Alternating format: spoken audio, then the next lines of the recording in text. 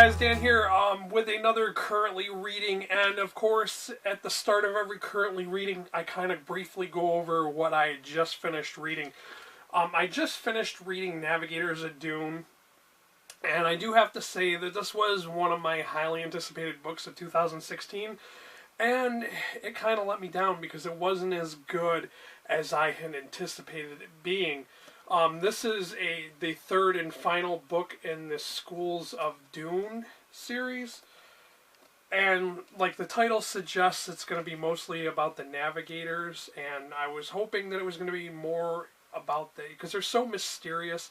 I was hoping it was going to be more about the Navigators and their leader, Norma Senva. But it just wasn't up to my expectations. I only rated it 3 out of 5 stars on Goodreads. If you'd like to hear more about this book, then leave me a comment down below and I can do a review of it. But I don't think that this series has a lot of followers, so I'm not going to really review it unless people ask for it.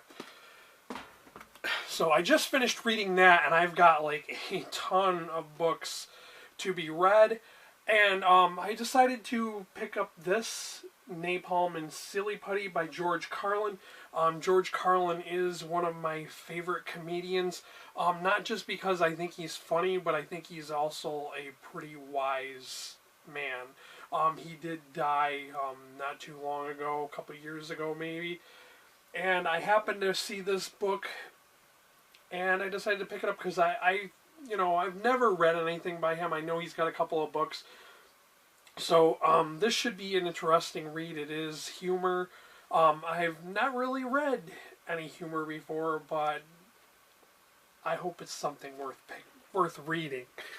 Along with that, of course, I am reading Riven. This is a horror graphic novel comic. You don't see too many comics that involve werewolves, so I saw that it was werewolves, and I was like, hey, that could be an interesting read. And I do have to say that when I was reading this kind of fell out of the pages. Whoever took out this book before me must have drew this little kind of werewolf guy. I thought that was kind of cool.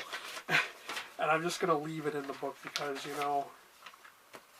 it's kind of interesting. And I'll share with you guys some of the pages so you can kind of see the artwork. This is a Dark Horse comic.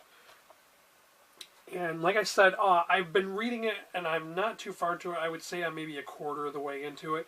It does seem pretty interesting so far. So I may review this if it turns out to be a really good book. Because, so far I'm a quarter way in, and it does seem interesting. And like I said, you don't hear about too many werewolf comics, so that's definitely one I think I'm going to enjoy, because so far it is good. On my Kindle, I'm still working on Undying. The Undying has been such a struggle for me to read because it's kind of bilingual. It's in English and in French, and I'm not really sure what's going on in this book, although I'm only like 40-some-odd% into it.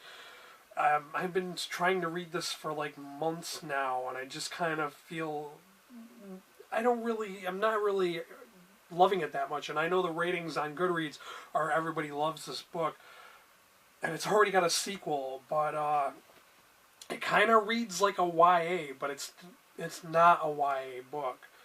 Also, I am reading on another app. I'm reading Escape from New York Volume 2.